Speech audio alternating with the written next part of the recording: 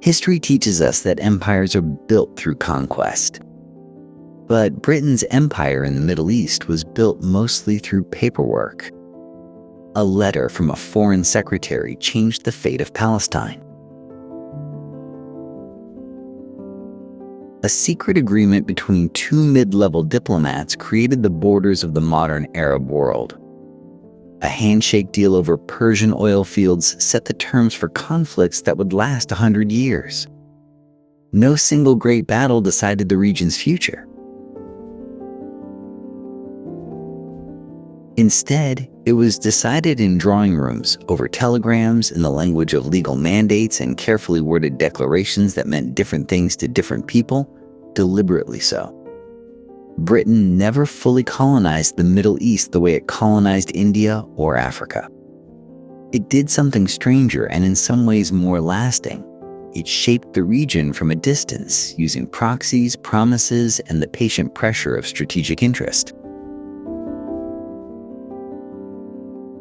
Join us as we trace the full history of how that happened and why the world the British built there has proven so extraordinarily difficult to unmake.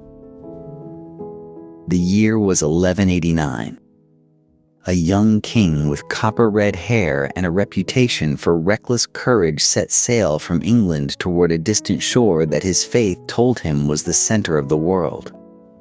Richard I, already called the Lionheart by those who had watched him fight, was embarking on what Christians across Europe believed to be the most sacred military enterprise imaginable. He was going to reclaim Jerusalem. The Third Crusade was born from catastrophe. 2 years earlier, the brilliant Kurdish general Saladin had shattered the Crusader forces at the Battle of Hattin and retaken Jerusalem, sending shockwaves through Christendom. The Pope called. The kings answered. And among those kings, Richard of England would prove the most formidable warrior of them all. What followed over the next 3 years was a campaign of extraordinary violence, logistical complexity, and ultimately, profound ambiguity.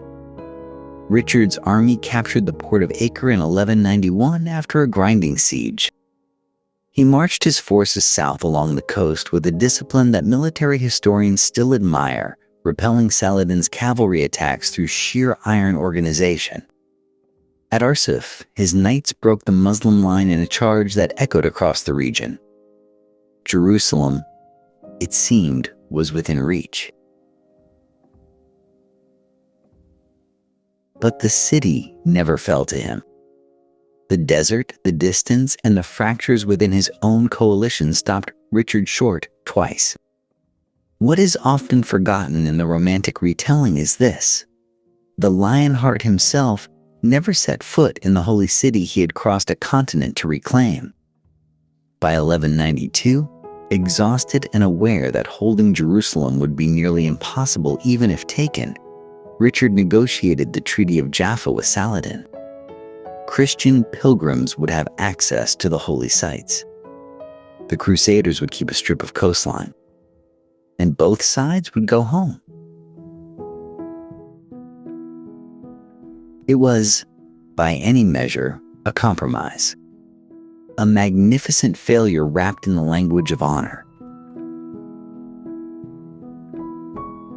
Yet, something remarkable happened afterward. Back in England, the messy reality of the campaign was quietly set aside. What grew in its place was myth. Richard became the perfect Christian warrior, the embodiment of chivalry and English valor. Saladin, too, was mythologized, reimagined as a noble adversary worthy of the Lionheart's sword. The actual suffering of soldiers, the massacres, the political betrayals, the unbearable heat of the Palestinian coast, all of this receded. What remained was story. And story has consequences. The Crusades embedded something deep in the English imagination, a sense that Britain had a special relationship with the Holy Land, a destiny perhaps, in that contested, ancient, endlessly significant corner of the world. Trade followed the sword, as it almost always does. English merchants began probing the eastern Mediterranean, drawn by spices, silk, and the extraordinary wealth of Levantine markets. The fascination had taken root. It would never fully let go. 3 centuries after Richard's knights waded ashore at Acre, a very different kind of English ambition turned its eyes eastward. No priests blessed this enterprise. No crusading vows were sworn. Instead, in September of 1581, Queen Elizabeth I granted a royal charter to a consortium of London merchants, giving them the exclusive right to trade with the Ottoman Empire. The Levant Company was open for business. The timing was no accident. Elizabeth's England was a Protestant island in a Catholic sea, facing the might of Habsburg Spain and the long reach of Rome. The Ottoman Empire, sprawling from the Persian Gulf to the gates of Vienna, was the greatest enemy of Catholic Europe. Enemies of enemies, the logic ran, might find common cause. Elizabeth herself pursued this logic with surprising directness. She wrote personally to Sultan Murad III in Constantinople, addressing him with careful flattery while emphasizing the shared Protestant and Muslim distaste for idol worship. A pointed theological jab at Catholic imagery. The Sultan, always alert to strategic opportunity, was receptive. Here was a Protestant queen offering trade and, perhaps, something closer to alliance. The correspondence that passed between London and Constantinople in the 1580s represents one of history's stranger diplomatic partnerships. On the ground, the partnership meant silk, cotton, spices, and dyes flowing westward while English woolens and tin moved east. English merchants established themselves in 3 great trading cities. Aleppo, in the Syrian interior, became perhaps the most important English commercial hub in the entire region, a dusty, prosperous crossroads where fortunes were made in the spice trade. Constantinople offered proximity to Ottoman power, and sharp-eyed English factors learned to navigate the elaborate protocols of the Sublime Porte. Smyrna on the Aegean coast became increasingly vital as the century turned, its natural harbor making it the preferred gateway for Levantine goods. The men who lived in these places were a particular breed. They were called factors, and they learned languages, cultivated local contacts, and endured years of separation from England in pursuit of commercial advantage. Some thrived. Some died of disease in unfamiliar climates. Nearly all of them came home changed, carrying with them an intimate knowledge of Ottoman life that would slowly seep into English culture and English thinking about the East. What makes this period genuinely remarkable is the gap between English self-image and English reality. These merchants were not crusaders. They were not missionaries. They bowed to Ottoman customs when they needed to, dressed in local fashions when it helped, and celebrated Ramadan trading seasons because commerce did not pause for religious difference. The English engagement with the Middle East at this early stage was pragmatic, flexible, and remarkably free of the civilizational arrogance that would define later centuries. But pragmatism has its limits.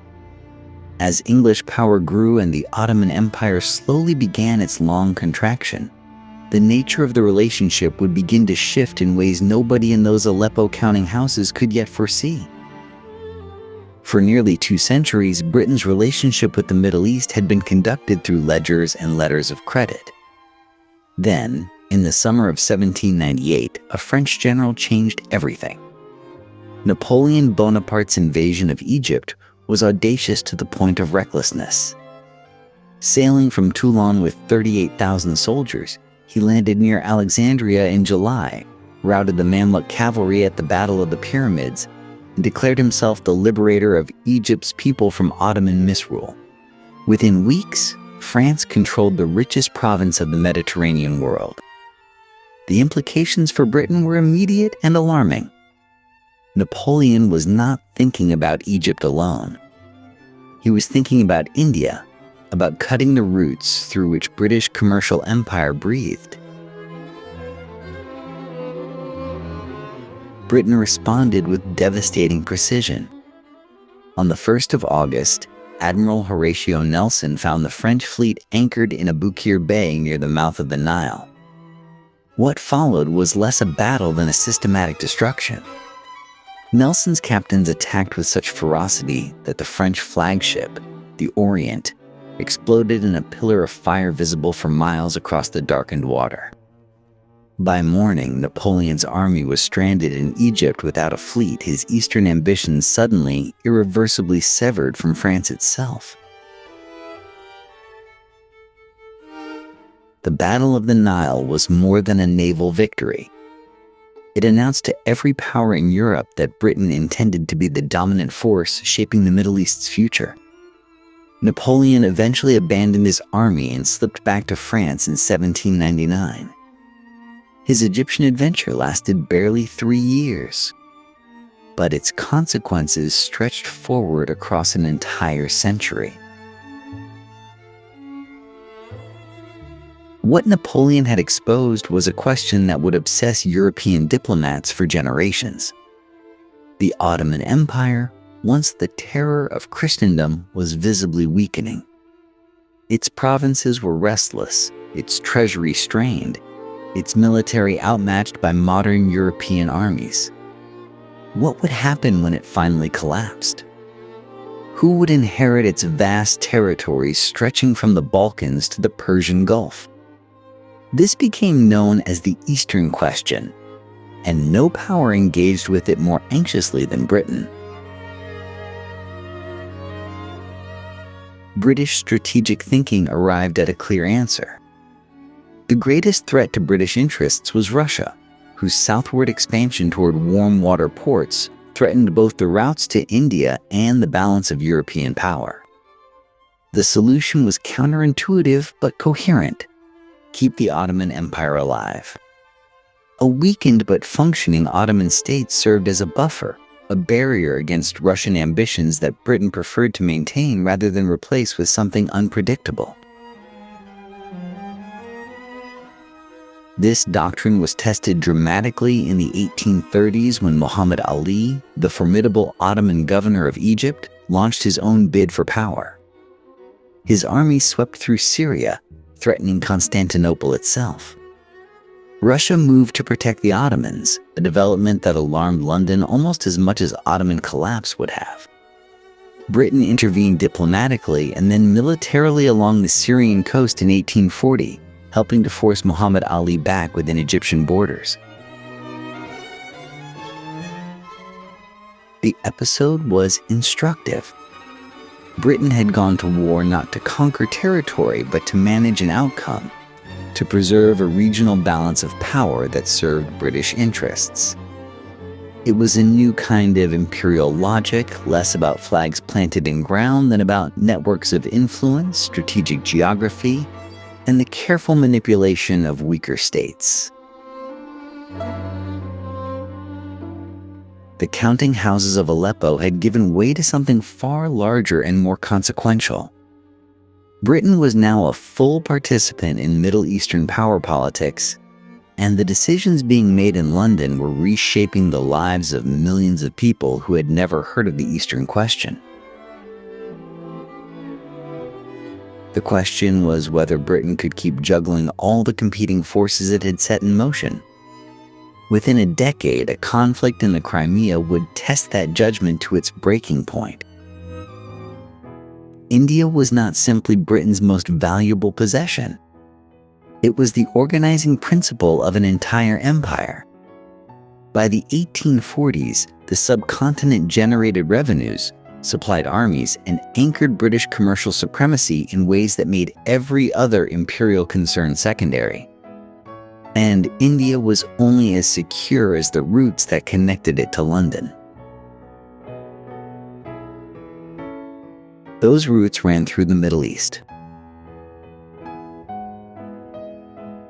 The most critical passage was the overland crossing through Egypt, where travelers and dispatches moved from Alexandria along the Nile to Cairo, then overland to Suez, and finally by sea down the Red Sea to Bombay. This corridor could reduce the journey between Britain and India from months to weeks. Whoever controlled it held a key to the entire British imperial system. Britain moved to secure that key with deliberate precision. In January 1839, a British naval force seized Aden, a volcanic peninsula guarding the southern entrance to the Red Sea. The operation was swift and largely bloodless. Aden's strategic value was immediately obvious. It sat at the intersection of trade routes connecting Europe, Africa, and Asia, a natural coaling station for the steam-powered vessels that were beginning to replace sail. Within years, it became one of the busiest ports in the world, a garrison town and refueling hub that gave the Royal Navy a permanent foothold at the gateway to the east. Further up the Gulf, Britain was consolidating a different kind of control.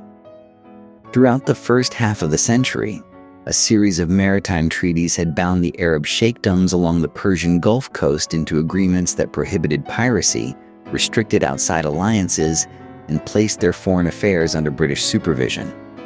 These became known as the Trucial States, and the arrangement was a masterpiece of indirect empire.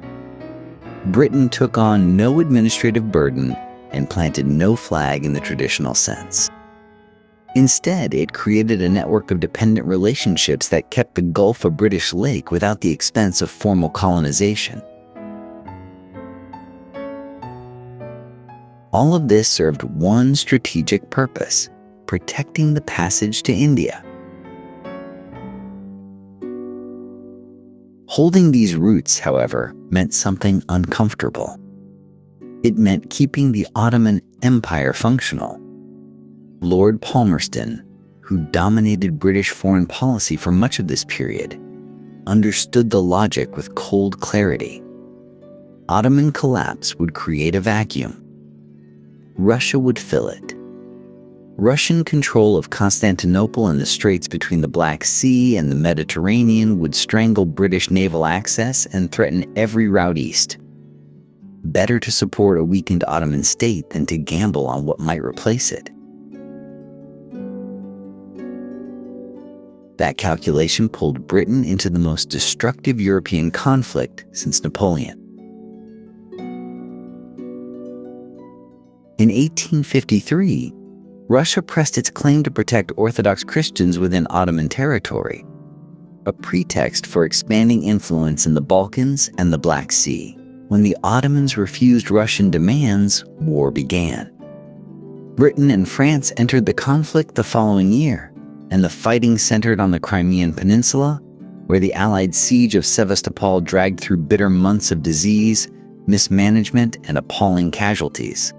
More British soldiers died from cholera and infection than from Russian guns.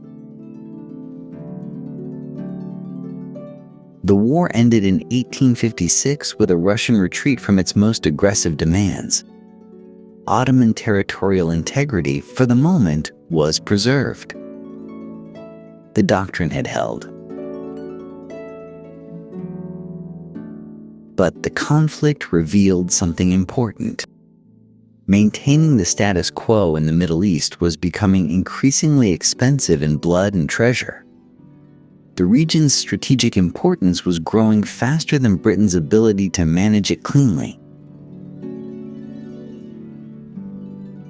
That importance would multiply enormously in 1869 when a new waterway cut through Egyptian sand and permanently transformed every calculation Britain had ever made about the route to India. On the 17th of November, 1869, the world changed shape. A procession of 68 ships moved through a narrow ribbon of water connecting the Mediterranean to the Red Sea, led by the imperial yacht of Empress Eugenie of France. Cannons fired. Crowds cheered. Ferdinand de Lesseps, the French engineer who had spent 10 years transforming an audacious idea into carved stone and moving water, stood at the center of ceremonies that drew dignitaries from across the globe. The Suez Canal was open. Britain had opposed its construction almost from the beginning. Palmerston dismissed the project as an absurdity. The canal would destabilize Egypt, he argued, and hand France a dangerous new lever of influence across the route to India. British engineers filed skeptical reports. British diplomats worked behind the scenes to obstruct funding. When French capital and Egyptian labor finally completed the work anyway, Britain found itself watching the most strategically important waterway on Earth being inaugurated without a single Union Jack in sight. The canal reduced the voyage between London and Bombay by roughly 4,000 miles. Almost overnight, it rendered every existing calculation about imperial logistics obsolete. Ships no longer needed to circumnavigate Africa. The route to India ran through Egypt, and Egypt was now the most important piece of geography on the planet. Britain adapted with characteristic speed. By 1875, Egypt's ruler, Khedive Ismail, had borrowed so extravagantly to modernize his country that he faced complete financial ruin. His most valuable asset was his government stake in the Suez Canal Company, roughly 44% of all shares. Desperate for cash, he quietly sought a buyer. Prime Minister Benjamin Disraeli moved within hours of learning this. Parliament was in recess. There was no time for formal authorization. Disraeli turned to his personal banker, Lionel de Rothschild, and borrowed £4 million overnight. Within days, Britain owned Egypt's canal shares. When Parliament reconvened and questioned the transaction, Disraeli was unapologetic. He had secured, he told the Queen, the key to India. The purchase made Britain a partner in the canal's operation, but Egypt itself remained nominally independent under Ottoman suzerainty. That arrangement could not last. By the early 1880s, Egypt was in crisis. A nationalist movement led by Colonel Ahmed Urabi challenged both the Khedive and foreign financial control. When riots erupted in Alexandria in June 1882 and British nationals were killed, London faced a decision it had long tried to avoid. On the 11th of July, 1882, the Royal Navy bombarded Alexandria's forts. British troops landed the following month. At the Battle of Tel el-Kebir, on the 13th of September, General Garnet Wolseley's forces routed Urabi's army in an engagement lasting barely 90 minutes. Egypt had been conquered in an afternoon. Britain had not intended to stay. Official statements promised a swift withdrawal once order was restored. Those promises would remain unfulfilled for 72 years. The man who shaped what followed was Evelyn Baring, later Lord Cromer, who arrived as British agent and consul general in 1883. For the next 24 years, Cromer ruled Egypt through what he called a veiled protectorate. Egyptian ministers nominally governed. Cromer actually decided. He restructured Egypt's finances, rebuilt its irrigation systems, and ran the country with the paternalistic certainty that Egyptians were incapable of governing themselves without British guidance. Cromer's Egypt was the clearest expression yet of how Britain's relationship with the Middle East worked. Formal empire was expensive and politically awkward. Informal control, exercised through financial leverage, military presence, and carefully managed local rulers, achieved the same ends at lower cost and with fewer complications. The canal itself became what Lord Salisbury would later describe as the jugular vein of the British Empire. Every troop convoy to India, every cargo of cotton and coal, every dispatch connecting London to its eastern possessions passed through those 100 miles of Egyptian sand. Protecting the canal justified British presence in Egypt. British presence in Egypt justified expanding interests throughout the region. The logic, once begun, proved impossible to. While Britain was consolidating its grip on Egypt, a different kind of pressure was building far to the northeast. The threat was not a nationalist colonel or a bankrupt Khedive. It was Russia, and it was moving south. Throughout the 19th century, the Russian Empire had expanded steadily across Central Asia, absorbing Khanate after Khanate in a relentless creep toward warmer waters. British strategists watched this movement with mounting anxiety. The nightmare scenario was simple and vivid. Russian armies reaching the Persian Gulf, Russian ships gaining access to ports that never froze, Russian influence encircling India from the west just as Britain had secured it from the south. The Great Game, as it was called, had long been fought in Afghanistan and the mountain passes of the Hindu Kush. By the 1850s and 60s, it had extended into Persia. Persia occupied a crucial position in this contest. It bordered both the Ottoman Empire and British India.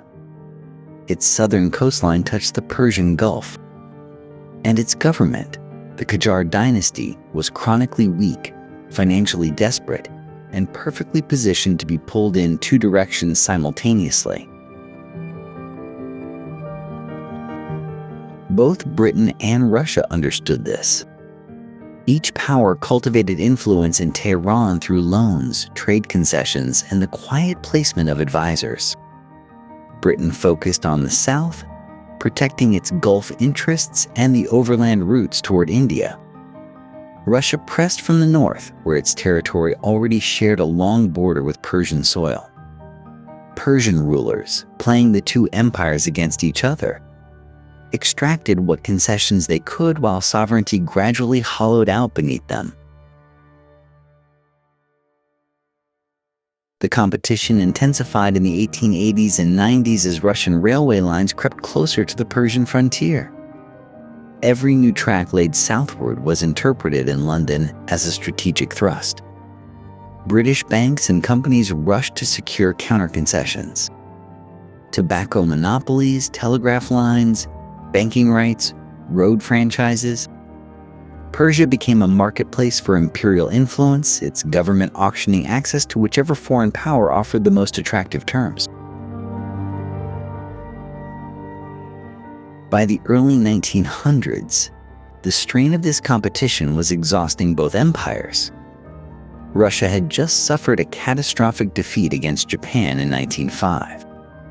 Britain, watching German naval power grow in the North Sea, needed to consolidate its commitments. The logic of confrontation was giving way to the logic of accommodation. On the 31st of August, 1907, Britain and Russia signed the Anglo-Russian Convention in Petersburg. The agreement divided Persia into three zones: a Russian sphere in the north, a British sphere in the southeast, and a nominally neutral band between them. Persia's government was not consulted. Its sovereignty was simply acknowledged in diplomatic language while being effectively partitioned on paper. The convention resolved one rivalry by creating new arrangements that future generations would inherit. Persia's fate decided in seconds. Petersburg without a single Persian voice was a preview of how the entire Middle East would soon be redrawn by powers who considered its peoples an afterthought. That moment was now very close.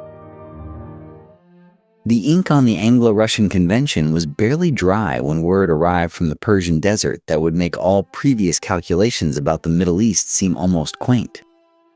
But to understand what happened in 1908, one must go back 7 years earlier to a deal struck in Tehran with a soft-spoken British businessman named William Knox D'Arcy. D'Arcy was a Devon-born entrepreneur who had made his fortune in Australian gold mining. In 1901, he dispatched an agent to the Persian capital, and, after weeks of negotiation, secured an extraordinary concession from the Qajar government. For the sum of £20,000 in cash, £20,000 in shares, and a promise of 16% of future profits, D'Arcy received the right to explore and extract oil across 480,000 square miles of Persian territory. It was an area roughly 5 times the size of Britain itself, bought for the price of a modest English country house. For 7 years, D'Arcy's teams drilled in the brutal heat of southwestern Persia, finding little but dry rock and dwindling patience. The operation bled money. By 1907, D'Arcy was nearly ruined, and the concession passed into a syndicate with ties to the Burma Oil Company, one of Britain's most important fuel suppliers. The drilling continued, if only barely. Then, on the 26th of May 1908, at a site called Masjid-i-Suleiman in the Zagros foothills, the drill bit broke through into something vast. Oil erupted from the ground with a roar that the drillers said could be heard for miles across the desert. It was the largest oil strike ever found outside the Americas, and it sat squarely within the British sphere of influence established just months before. Within a year, the Anglo-Persian Oil Company was formed to exploit the discovery, with the Burma Oil Company as its dominant shareholder. Pipelines were laid south toward the Persian Gulf. A refinery began rising on the island of Abadan. The machinery of extraction was assembling itself with remarkable speed, and in London, certain very powerful people were paying close attention. The most consequential of those observers was Winston Churchill. Appointed First Lord of the Admiralty in 1911 at the age of 36, Churchill inherited a Royal Navy facing a fundamental dilemma. British warships still burned coal, and coal was reliable, plentiful, and entirely domestic. But oil offered something coal could not match. It was more efficient, faster to load, cleaner to burn, and it gave ships a greater range without refueling. The German naval buildup that had haunted British planners for a decade was making speed and efficiency not matters of preference, but of survival. Churchill made his decision with characteristic boldness. The Navy would convert to oil. New warships, including the revolutionary Queen Elizabeth-class battleships, would be built around oil-fired engines from the keel up. It was a technological leap that would define naval warfare for generations. There was only one problem. Britain had no guaranteed oil supply of its own. The solution lay precisely where D'Arcy's drilling teams had struck their gusher 6 years before. On the 20th of May 1914, just weeks before the world tilted into catastrophe, the British government purchased a 51% controlling stake in the Anglo-Persian Oil Company for £2.2 million. Churchill himself presented the case to Parliament, arguing with his customary force that secured oil supply was now inseparable from national defense. Parliament agreed. At a single stroke, the British government had become the dominant shareholder in a company extracting resources from sovereign Persian soil. The strategic logic was undeniable. The imperial implications were enormous. Britain had entered the Middle East seeking trade routes and buffer zones. It had stayed to protect the Suez Canal and contain Russian expansion. Now, beneath the ancient Persian desert, it had found something that would bind its interests to the region far more tightly than any canal or caravan route ever could. And within weeks of that parliamentary vote, the guns of August would begin to fire, and the entire map of the Middle East would be thrown open for redrawing. For nearly a century, British policy in the Middle East had rested on a single, carefully maintained fiction that the Ottoman Empire could survive. Weak, corrupt, and perpetually indebted, the empire nonetheless served as a useful barrier against Russian ambition. Better a sick man on the throne than an aggressive neighbor at the door. Then, in the autumn of 1914, the sick man chose a side, and a century of careful calculation collapsed overnight. The ground had been shifting for years. The Young Turk Revolution of 1908 had swept away the old Sultanate's paralysis, replacing it with the energetic Nationalist Committee of Union and Progress. These were modernizers who admired German efficiency, German industry, and increasingly, German military power. A German mission had been reorganizing the Ottoman army since 1913. When the great powers lurched toward war in the summer of 1914, the committee's leaders saw an opportunity. An alliance with Germany might finally recover what the empire had spent a century losing. On the 29th of October 1914, Ottoman warships, commanded by a German admiral flying the Ottoman flag, bombarded Russian ports on the Black Sea. Britain and France delivered an ultimatum. It was ignored. By the 5th of November, Britain was at war with the Ottoman Empire. The consequences were immediate. Britain formally declared Egypt a protectorate on the 18th of December, 1914, severing the last pretense of Ottoman suzerainty over the Nile Valley. The Khedive, deemed too sympathetic to Constantinople, was deposed and replaced overnight. Egypt was now, without ambiguity, a British imperial possession. But the harder reckoning came in blood. The idea behind Gallipoli was seductive in its logic. Force the Dardanelles Strait, capture Constantinople, knock the Ottomans out of the war, and open a supply route to Russia. Winston Churchill, fresh from his oil deal triumph, championed the plan with characteristic fire. What followed was a catastrophe measured in months and tens of thousands of lives. Allied forces landed on the Gallipoli Peninsula on the 25th of April 1915 and immediately found themselves pinned against cliffs and beaches by tenacious Ottoman defenders. The campaign that was supposed to last weeks ground on until January of 1916, when the last Allied troops were evacuated having gained nothing but graves. For Australia and New Zealand, Gallipoli became a founding wound of national identity. For Churchill, it was a humiliation that would shadow him for decades. Further east, a separate campaign was unraveling with equal brutality. British and Indian forces had pushed north from Basra into Mesopotamia, chasing the mirage of a swift advance on Baghdad. General Charles Townshend led his column deep into the desert, outrunning his supply lines. By November of 1915, his force of nearly 13,000 men was surrounded at the town of Kut al-Amara. Relief columns fought through the spring of 1916 and failed each time. On the 29th of April 1916, Townsend surrendered.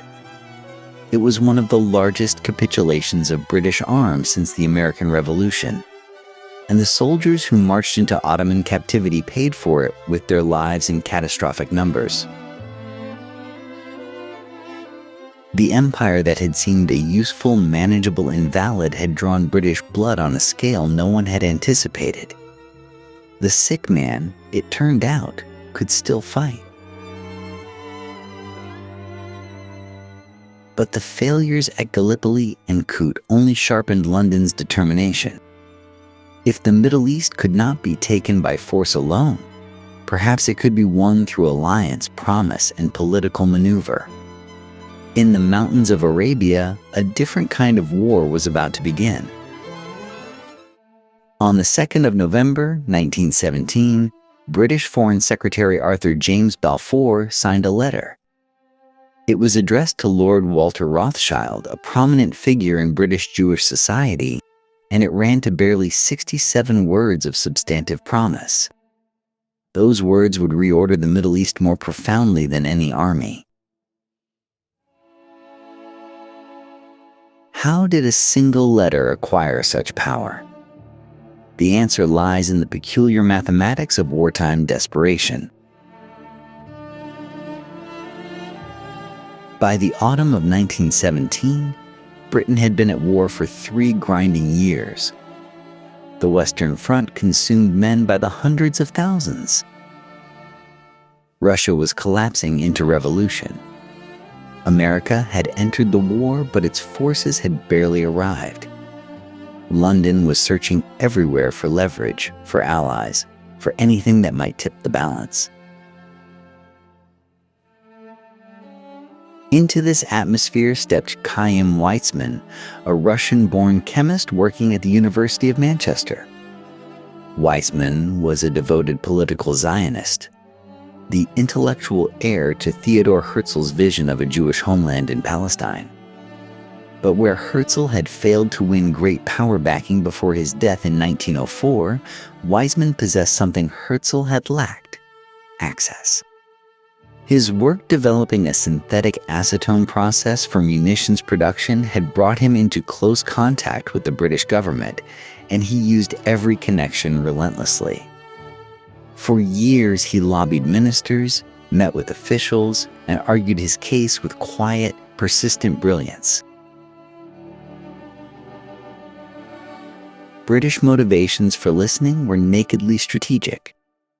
Some in the war cabinet genuinely believed that world Jewry, particularly in America and revolutionary Russia, wielded decisive influence over the direction of those nations. Winning Jewish sympathy, the argument went, might accelerate American commitment and slow the Russian slide toward a separate peace. There was also the longer calculation. Whoever sponsored a Jewish homeland in Palestine would hold a powerful claim over that strategic corridor between Suez and Mesopotamia when the war ended. The drafting of the declaration was itself a study in careful ambiguity. Earlier versions had used stronger language. The final text, approved by the cabinet and signed by Balfour, stated that His Majesty's government viewed with favor the establishment in Palestine of a national home for the Jewish people, while insisting that nothing shall be done which may prejudice the civil and religious rights of existing non-Jewish communities in Palestine. Those non-Jewish communities represented roughly 90% of Palestine's population. That tension was not accidental. It was architectural. The declaration sat in direct contradiction with promises Britain had already made.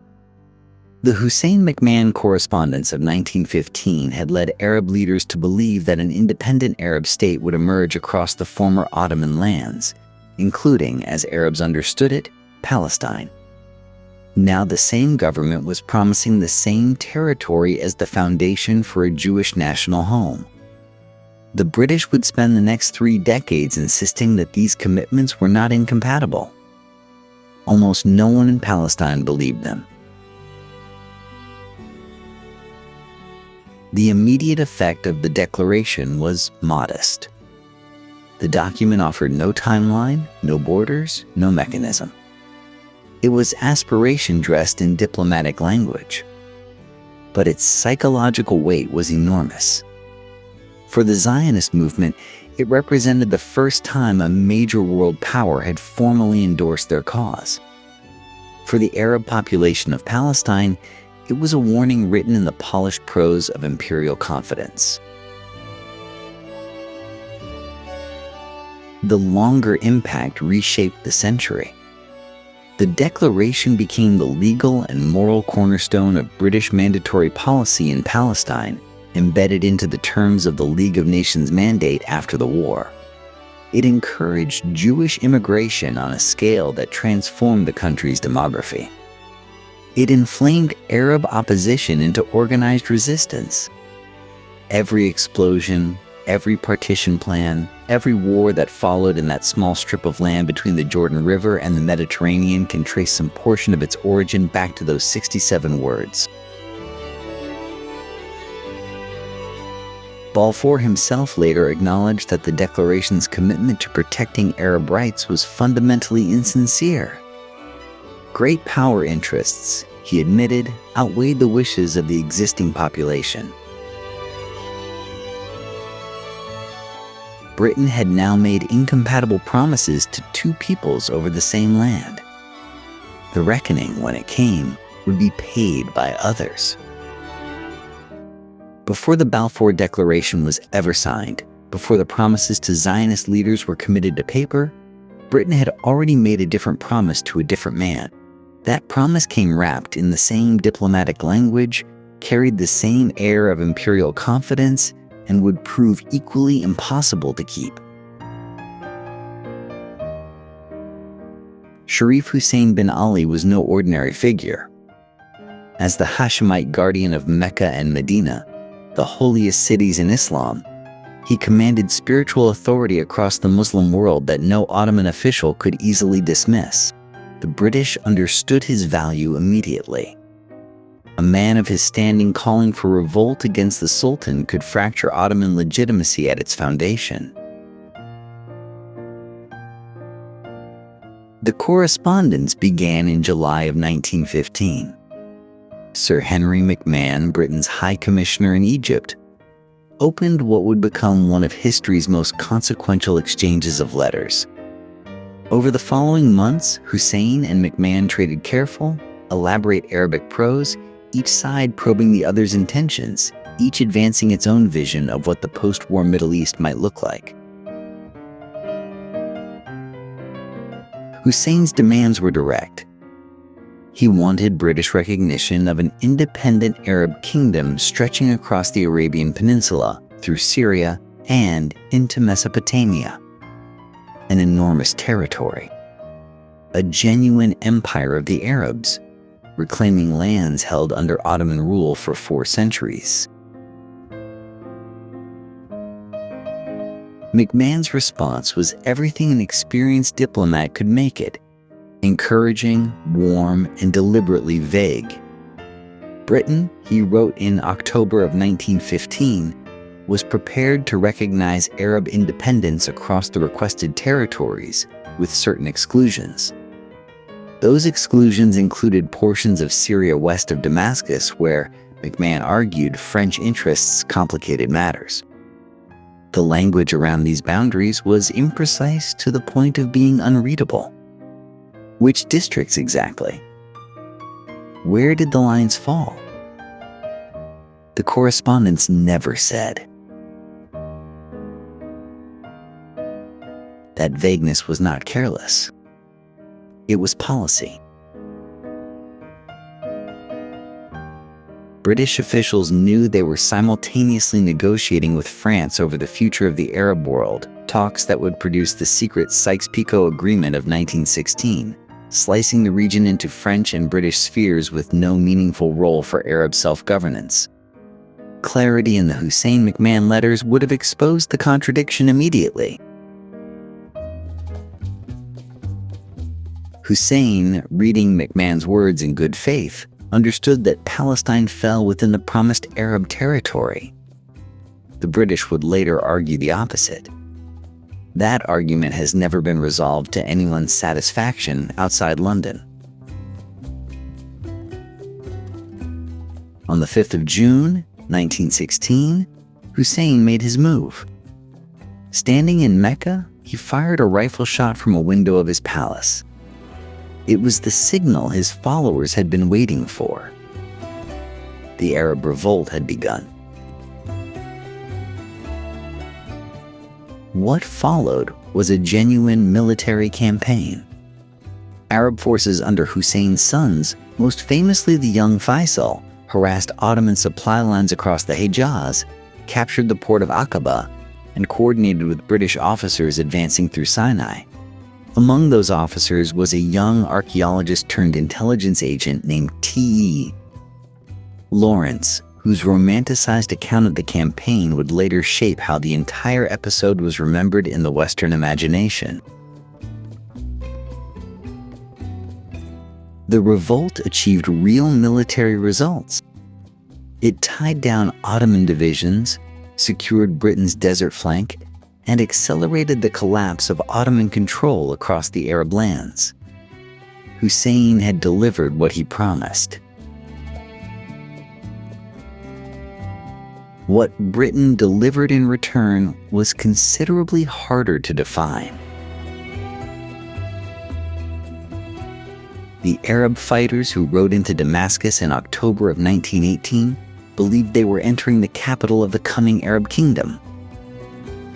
They were celebrating a promise. What they would discover in the years immediately ahead was that the same land had been promised in fragments to others, divided in secret, and claimed by empires that had no intention of leaving. The letters were already history. The reckoning was about to begin. While Hussein's fighters were preparing their revolt in the desert, something altogether different was happening in the drawing rooms of London and Paris. Something quiet. Something secret. Something that would eventually detonate beneath every promise Britain had made in the Middle East. The man with the pencil was Mark Sykes. 36 years old, a conservative member of parliament, and a man of extraordinary self-confidence. He had traveled the Ottoman lands, written books about them, and considered himself the foremost British expert on the region. Whether that assessment was accurate mattered less than the fact that his government believed it. In late 1915, he was appointed the British government's chief negotiator for dividing a portion of the world he had barely finished studying. His French counterpart was François-Georges Picot, a career diplomat whose family connections ran deep into French colonial ambition, particularly in Syria, which France had long considered its rightful sphere of Mediterranean influence. The two men were not natural allies. They represented competing imperial appetites. But they shared one fundamental assumption: that the Arab populations living across the Ottoman territories were not yet ready to govern themselves, and that European supervision for an indeterminate period was the natural and necessary outcome of the war. Negotiations between Sykes and Picot ran through the winter of 1915 into the spring of 1916. The discussions were technical, almost cartographic in their coldness. Lines were drawn across territories neither man had walked in their entirety. Mountain ranges and river valleys became administrative boundaries. Ancient cities were assigned to zones of control as casually as parceling an estate. The agreement they reached was formalized in May of 1916. The same month, the Arab Revolt was sparking into life across the Hejaz. Under its terms, France would exercise direct or indirect control over a broad swath of territory including modern Syria and Lebanon, as well as portions of southern Turkey. Britain would control Mesopotamia, including Baghdad and Basra, and the territory between the Jordan River and the Persian Gulf. Palestine would fall under a separate international administration, a compromise gesture to competing interests, including the Russians and the Vatican. Russia. That detail matters. The Sykes-Picot Agreement was not simply a bilateral arrangement between London and Paris. Russian Foreign Minister Sergei Sazonov was consulted throughout the negotiations and gave his formal approval. In exchange, Russia secured assurances regarding its own territorial ambitions in Ottoman Anatolia. The carving of the Middle East was a three-power exercise, a concert of empires dividing the anticipated spoils of a war not yet won. For over a year, the agreement remained hidden. Hussein knew nothing of it. The Arab fighters riding through the desert knew nothing of it. The thousands of men dying under Ottoman fire knew nothing of it. Then came 1917, and with it, revolution in Russia. When the Bolsheviks seized power in November of that year, they made an immediate and deliberate choice to embarrass the governments they despised. They opened the Tsar's diplomatic archives and published what they found.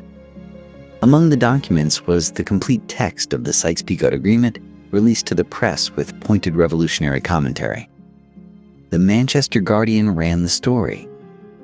Ottoman propagandists immediately shared it with Hussein. The secret was out. Hussein contacted the British demanding an explanation. He received reassurances so vague they constituted their own kind of answer. The British government confirmed the agreement existed. It insisted the spirit of the Hussein-McMahon correspondence remained honored. No one could satisfactorily explain how both things could be true simultaneously. The answer, of course, was that they could not. Two lines had been drawn across the same map. One in ink in letters sent to Mecca. One in pencil in a London conference room. The pencil line would prove more durable than the promise. And even as this scandal broke into the open, yet another commitment was already circulating, this one addressed not to Arab kings or French diplomats, but to the leaders of a movement that sought a homeland for an entirely different people in the very same territory. He arrived in the Hejaz in October of 1916, a slight, sunburned Englishman of 28 with extraordinary blue eyes and a scholar's restless mind. Thomas Edward Lawrence had spent the pre-war years mapping and excavating in Syria, learning Arabic, studying the landscape and the people with an archaeologist's obsessive attention. He was, on paper, a junior intelligence officer. What he would become was something far more complicated. Lawrence met Emir Faisal, Hussein's third son, in the hills north of Medina, and recognized immediately what he was looking for. Faisal had the bearing of a leader and the political instincts of a diplomat. Here was a man around whom an army might cohere, and around whom the British could organize their support. Lawrence's reports back to Cairo were decisive. Faisal, he wrote, was the man. The strategy that emerged was not conventional warfare. The Arab forces could not face Ottoman infantry in open battle and expect to survive. What they could do was move. Fast, unpredictable, drawing on deep knowledge of desert terrain, striking then vanishing before any response could be organized. Lawrence helped refine this into systematic guerrilla doctrine. The target was the Hejaz Railway, the Ottoman lifeline running south from Damascus toward Medina, carrying troops and supplies. Raid by raid, bridge by bridge, length of twisted iron rail by length of twisted iron rail, they began taking the line apart. The raids were brutal in their efficiency and occasionally spectacular in their chaos. Dynamite became the weapon of choice. Lawrence developed something approaching an obsession with it, timing the explosions himself, calculating precisely where a charge placed beneath a locomotive would cause maximum disruption. Thousands of Ottoman troops were tied down guarding a railway they could never fully protect. Then came Aqaba. By the summer of 1917, the Red Sea port of Aqaba sat at the end of a long Ottoman supply line, its guns pointing seaward where any naval assault would come from. No one had come from the desert. In a grueling march through some of the most inhospitable terrain on earth, Lawrence, Faisal's commander Atta Abu Tayi, and a force of several hundred fighters swung north through the Nefud Desert and came down on Aqaba from behind. On the 6th of July, 1917, the port fell. Lawrence rode hard to Cairo, arriving looking like a ghost to deliver the news personally. It was the Arab Revolt's most dramatic victory. Yet even in these moments of triumph, something was curdling beneath the surface. Lawrence had read the Sykes-Picot Agreement. He knew what France expected to inherit in Syria. He knew what the lines drawn in that London conference room meant for the independent Arab state that Faisal believed he was fighting to create. When the Bolsheviks published the secret agreement and word reached the Arab leaders, Lawrence watched Faisal's face absorb the implications. He later wrote that he felt like a man who had been lying to a friend and could not stop, because the lie served a war that had to be won.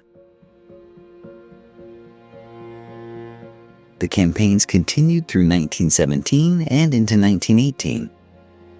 The railway bled.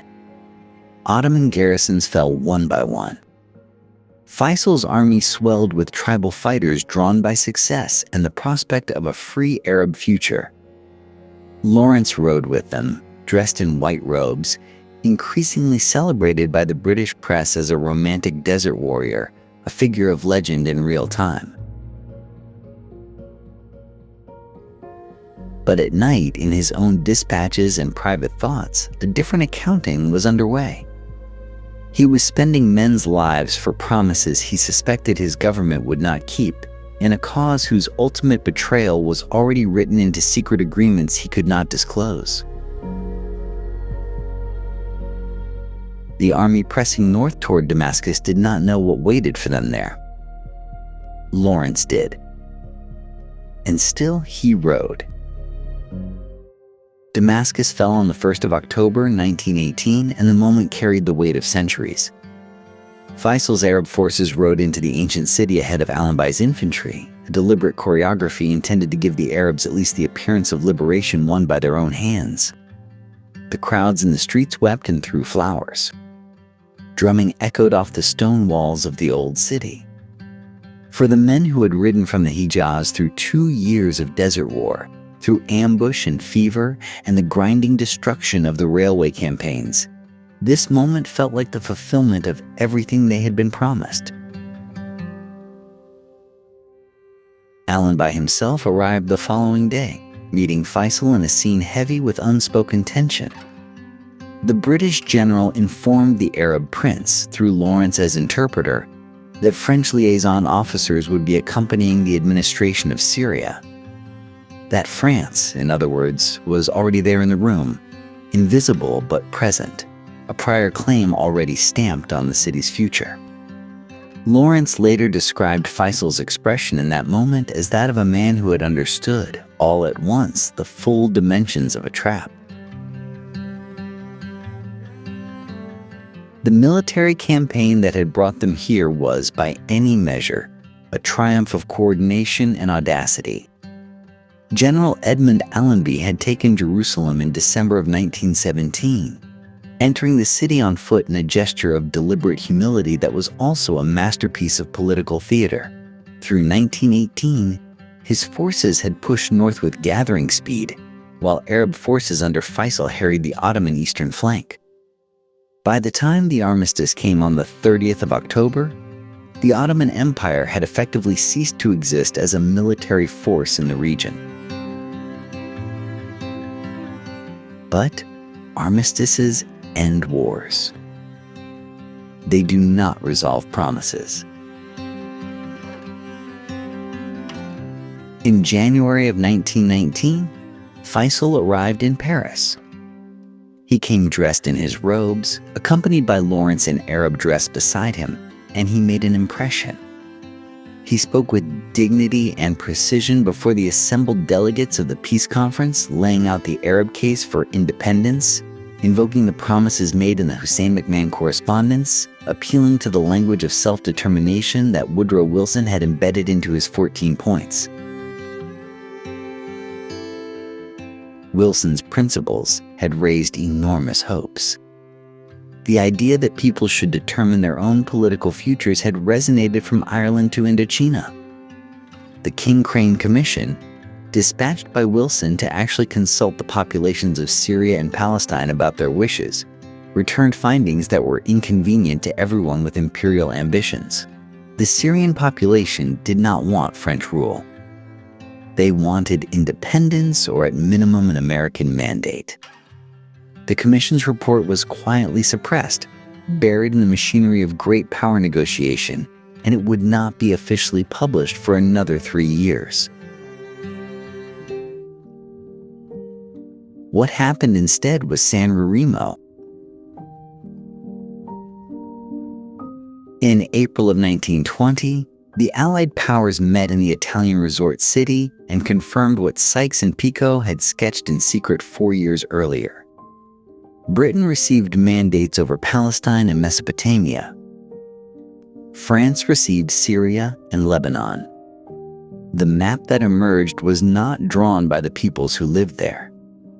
It was drawn by the powers that believed they had won the right to decide. Faisal was not consulted.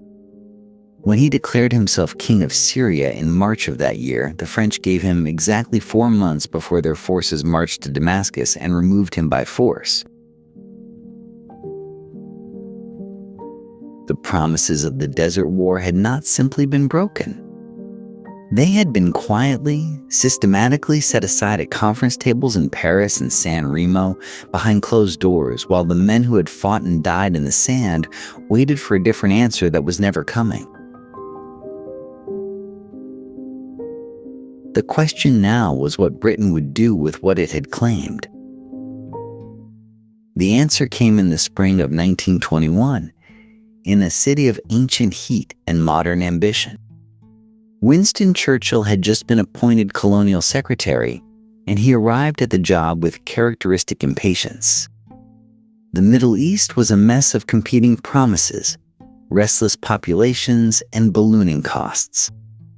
The British taxpayer was funding military garrisons across Mesopotamia and Palestine while London struggled to define what, exactly, it had won. Churchill's solution was simple in conception and audacious in execution. He would gather the finest minds Britain possessed on the Arab world, fly them all to Cairo, and in the space of 10 days, sort it out.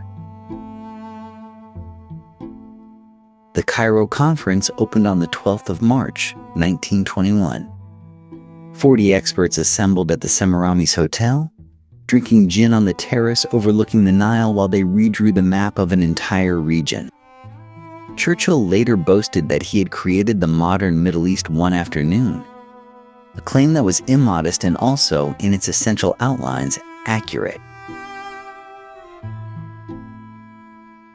Two figures stood out among the assembled advisors. Gertrude Bell, Orientalist, archaeologist, and the most formidable British intelligence officer in Mesopotamia, had spent years traveling among the Arab tribes, speaking their languages, understanding their allegiances with a precision no military officer could match. She was called the uncrowned queen of Mesopotamia, and in Cairo, her knowledge was indispensable. Beside her sat T.E. Lawrence, the architect of the Arab Revolt, now haunted by what he considered a personal betrayal of the men he had led. Both had known Faisal since the Desert Campaign. Both believed that installing him somewhere was both a moral obligation and a practical solution. Mesopotamia presented the most urgent problem. The 1920 revolt against British occupation had cost £420 million and thousands of lives. Something had to change. The conference's answer was Faisal, the man France had ejected from Syria barely a year before. He was available, he was respected among the Arab tribes, and he was acceptable to the British. A plebiscite would be arranged.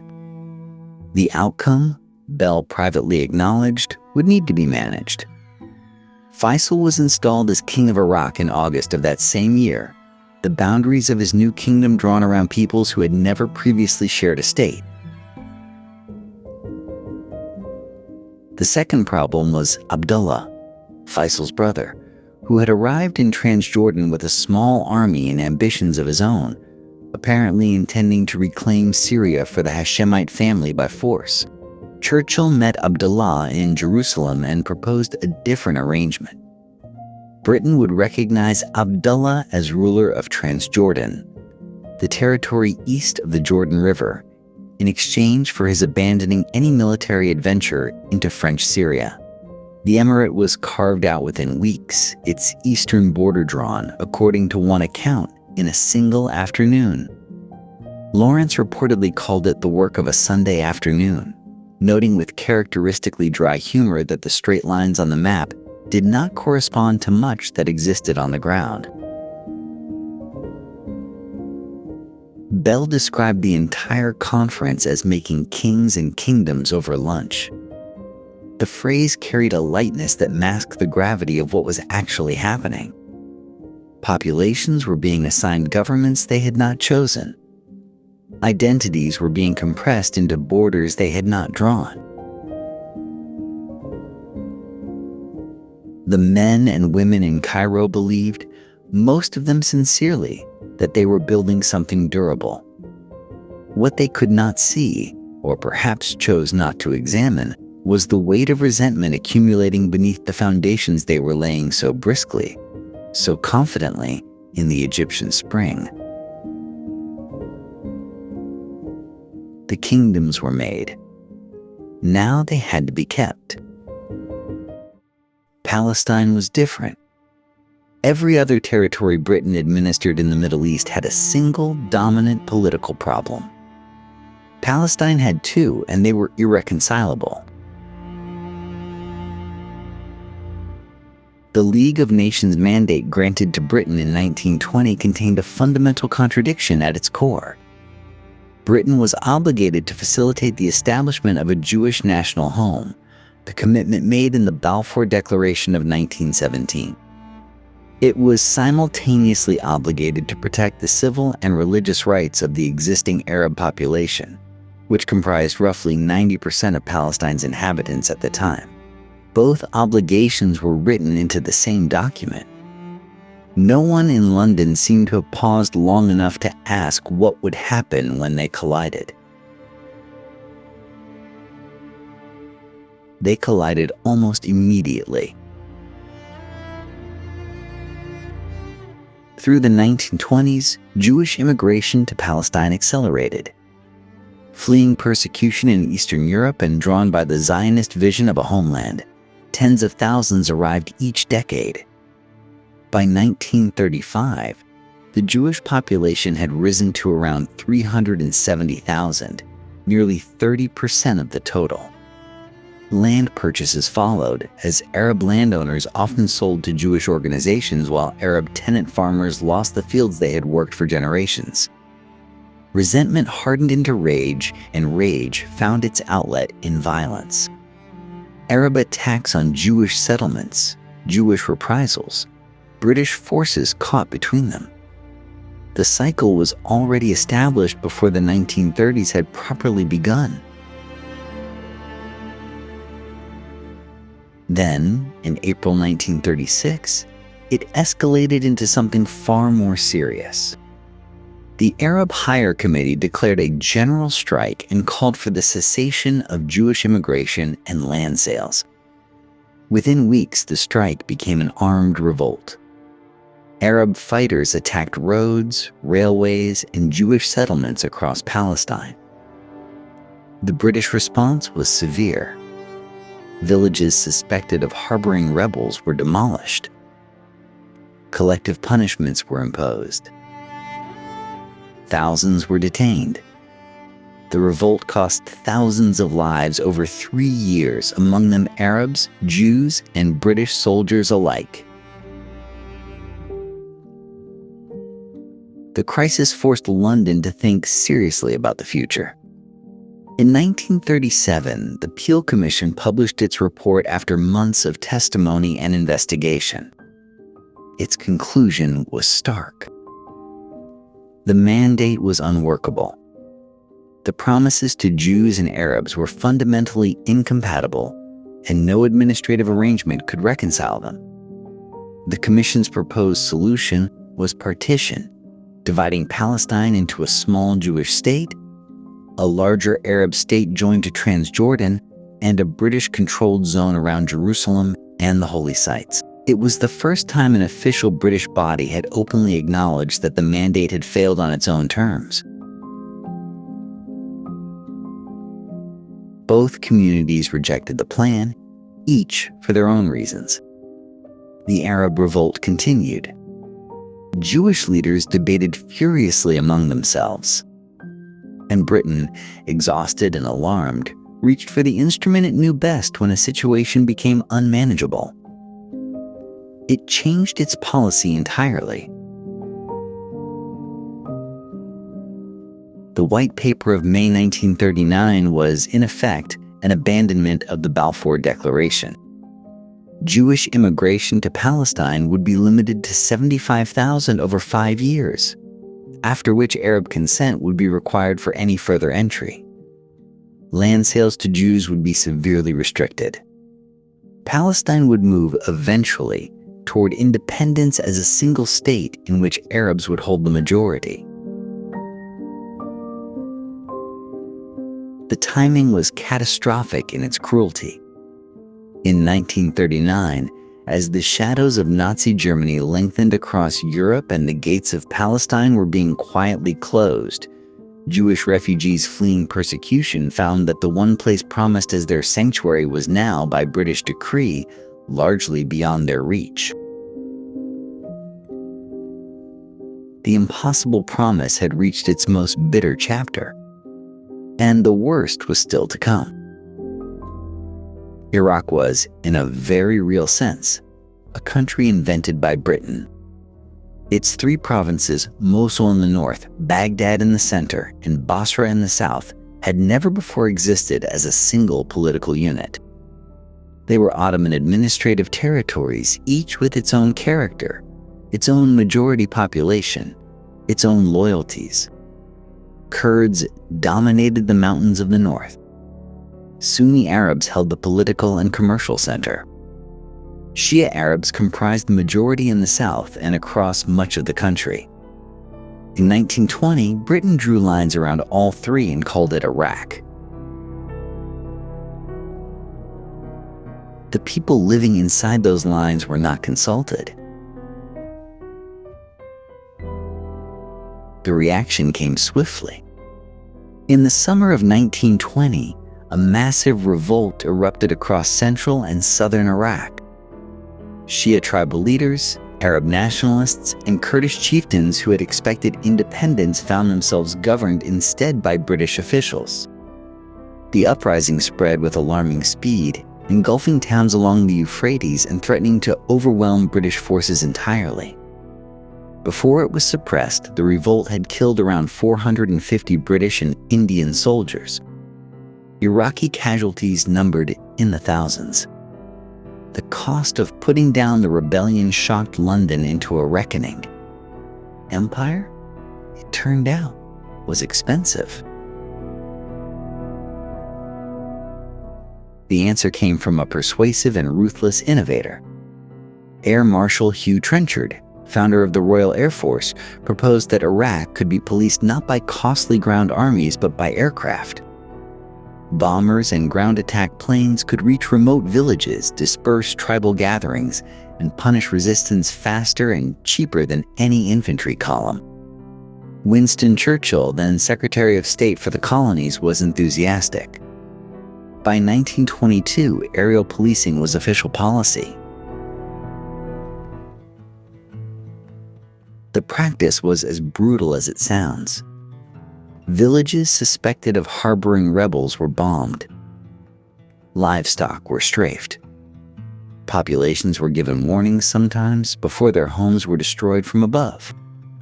Churchill discussed in internal correspondence the possible use of mustard gas against uncivilized tribes. The technology of the 20th century was being applied to maintain a 19th century imperial project. To give the arrangement a more respectable face, Britain installed a monarchy. Faisal, the Hashemite prince expelled from Syria by the French in 1920, was imported and presented to Iraqis in a referendum of highly questionable legitimacy. He was proclaimed king in August 1921 with 96% of the vote according to British-managed tallies. A throne had been manufactured and a king placed upon it. Beneath the throne lay oil. The fields around Mosul and Kirkuk held reserves that were already the subject of intense international competition. Through careful maneuvering, Britain ensured that the Iraq Petroleum Company, a consortium dominated by British and Anglo-Dutch interests, secured the critical concessions. Iraqi oil would flow, but the profits would flow predominantly outward. In 1932, Britain formally ended the mandate and sponsored Iraqi admission to the League of Nations. Iraq became, on paper, an independent state. The reality carried significant asterisks. British military bases remained on Iraqi soil. British advisors filled key government positions. The Anglo-Iraqi Treaty bound Baghdad's foreign policy closely to London's preferences. Independence had been granted with one hand while the other hand held the strings. The new state was fragile in ways that Britain had helped create and showed little interest in resolving. Kurdish aspirations for autonomy were dismissed. Shia political representation remained limited. The Sunni Arab elite that Britain had empowered governed a country whose majority did not share their identity. Those fault lines would not close. They would widen. The pattern established in Iraq, a formally independent state bound to British interests by oil, treaty, and installed leadership, would repeat itself across the region in the decades ahead. To the east of Iraq, across a landscape of salt desert and mountain, lay a prize that dwarfed even Mosul's oil fields.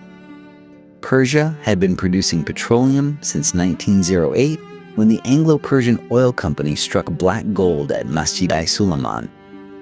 By the 1920s, the Abadan refinery on the Shatt al-Arab waterway had grown into the largest oil refinery on Earth. Ships loaded with Persian crude supplied the Royal Navy, British industry, and an empire that ran on fuel. The company that extracted this wealth paid Persia a royalty of 16% on net profits. 16%. London shareholders collected the rest, along with the tax revenue that Britain levied on the company's earnings, revenue that exceeded what Persia itself received.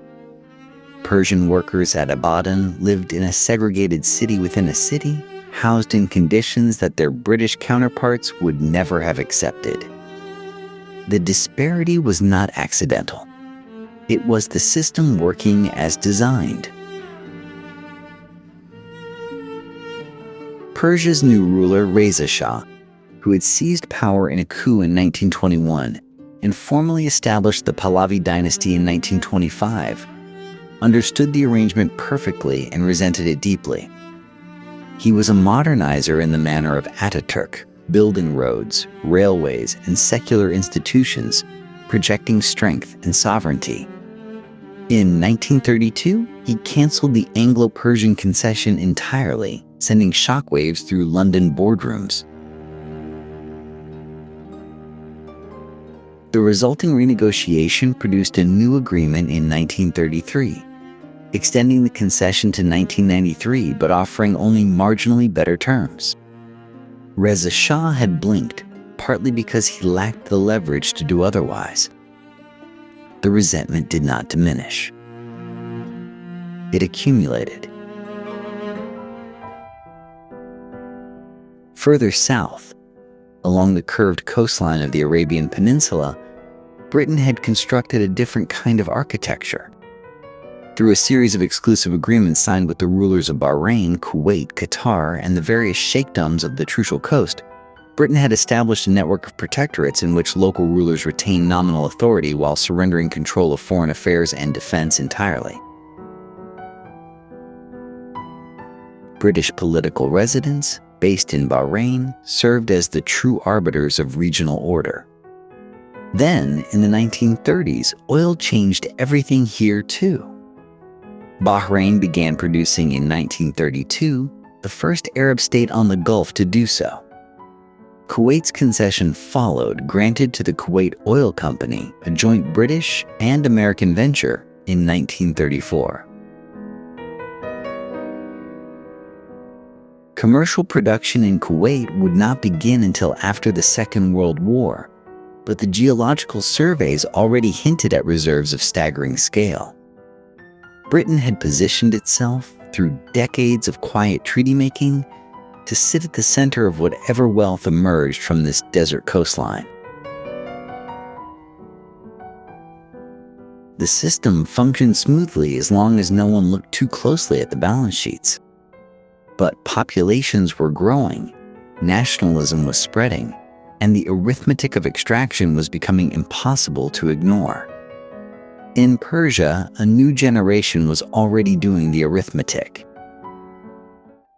By 1940, the Middle East had become something Britain could not afford to lose. The Suez Canal remained the jugular vein of the empire, the passage through which oil, troops, and supplies flowed between Britain and its possessions in Asia. When Mussolini's armies pushed east from Libya into Egypt in September of that year, the threat was existential. If Egypt fell, the canal fell. If the canal fell, the empire's eastern half would be severed. The North Africa campaign that followed consumed 3 years and hundreds of thousands of lives. General Archibald Wavell's forces initially pushed the Italians back with remarkable speed, only to face a far more dangerous enemy when Hitler dispatched Erwin Rommel and his Afrika Korps in early 1941. The Desert War seesawed across Libya and Egypt in brutal cycles, tank battles erupting in temperatures that blistered metal, men dying in a landscape that offered no shelter and no mercy. The fall of Tobruk in June 1942 sent shockwaves through London. Cairo was in genuine danger. Not until October of that year, at the Second Battle of El Alamein, did Bernard Montgomery's 8th Army break Rommel's advance for good. Britain had held Egypt, but only just. While the Desert War raged, crises erupted to the east. In Iraq, Rashid Ali al-Gaylani, a nationalist politician with sympathies toward the Axis powers, seized control of Baghdad in April 1941, ousting the pro-British regent. His government approached Berlin and Rome for military support. Britain responded with striking speed. Despite being stretched thin across multiple theaters, British and Commonwealth forces landed at Basra and advanced on Baghdad. The fighting lasted barely a month. By the end of May, Rashid Ali had fled and the pro-British government was restored. The operation was ruthlessly efficient, a demonstration that Britain still possessed the muscle to discipline its clients, even in the middle of a world war. Iran followed weeks later. Reza Shah had pursued a policy of neutrality and had permitted a significant number of German technicians and advisors to remain in the country. For London and Moscow, both now fighting for survival, this was intolerable. In August 1941, British and Soviet forces invaded simultaneously from the south and north. Iranian resistance collapsed within days. Reza Shah abdicated, replaced by his young son Mohammad Reza. The country was partitioned into British and Soviet zones for the duration of the war. The supply route through Iran, which the Allies called the Persian Corridor, became a critical lifeline for Soviet forces receiving American equipment. Imperial convenience had once again overridden any consideration of Iranian sovereignty. The war also deepened the impossible contradictions of Palestine. The Holocaust was destroying European Jewry at industrial scale, and survivors who reached Palestine joined a community increasingly determined to achieve statehood at any cost.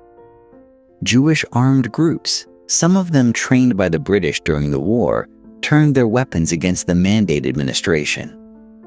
Britain found itself simultaneously fighting a war for civilization while presiding over a crisis it had helped create.